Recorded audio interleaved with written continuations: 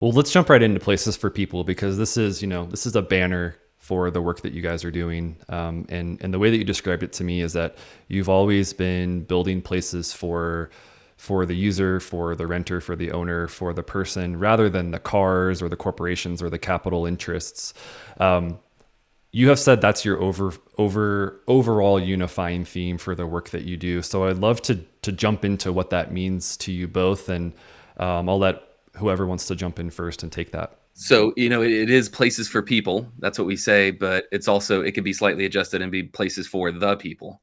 And Mhm. so to a degree, this is, the roads that we're heading down and how we look at our process and what we're creating, very much are about the democratization of development and doing it more for the end user and people, like you mentioned, other than all the little decisions that can be controlled because your capital, whether it's equity or it's debt financing, because they have certain restrictions, then you have to act differently. And you hear this a lot with parking, that you get a city to agree to a reduced parking requirement for a property that you don't think needs as much parking, especially with multifamily, and then the bank won't finance the deal without all those parking spaces because they see it as a risk. Hmm. And so we wanted to break free from what we felt like were some of those unnecessary requirements, and really just focus on designing for people. And so when we still run into those barriers, but when we do, we do research.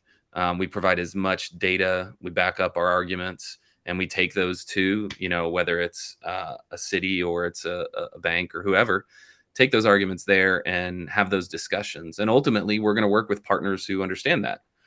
We're new right now, but I think as we build a little bit of a reputation, we'll be identifying those sorts of partners that are along for that ride with us, and really want to focus on how do we make a place that leads to more healthier outcomes for people, more community building for people, and provides them more opportunities to live the life they want to live. And then, we came from the consulting world. So part of our framework for looking at stuff was, big picture. Like, how can we start with this big, beautiful vision? And then as sort of the process happens, you start to chop it up. Right. And so you're seeing a couple slides here of something that we were able to maintain throughout this process was the idea of like, can you walk out of your door and engage not cars, not street, but community, and then having a place to go, right? So you have some different types here of sidewalks and urban spaces. Linear parks is really what we call this, but this is a front door with a porch system that runs around a linear park system that engages our Indigo Commons.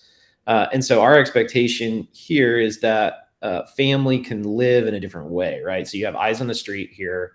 So if you're On in the your street. home, yeah, on the quote unquote street, right? And we both have young kids and young families, and the thing we want to do is kick our kids out of our house and get out of our house right at various times of day and engage community. Like, go find a friend, go play with that friend. That's how I grew up. Was fortunate too, and so that is what the design, the built environment here can do. Now we know there's lots of challenges, right? So you have a lot of what you're not seeing is all the engineering challenges, the ecosystem challenges. You see these catenary lights running, linear down this park. Like, that's its own challenge, right? That creates a certain framework. But at the same time, you have this opportunity to really, I think, have community shine in this different way than we experience, and certainly in the Houston suburbs. It also means that these homes are alley loaded, for instance. So that's a whole different framework. But that's what it means for us. I mean, that's a small snapshot in my mind, at least, about what we're trying to do. So, for me, this is a very subtle, free range children conversation, right? People can engage with some limited supervision in a true, authentic community way that's not on the street. And so you're creating a much safer environment. It has its own sort of challenges and frameworks, just like every other sort of problem does.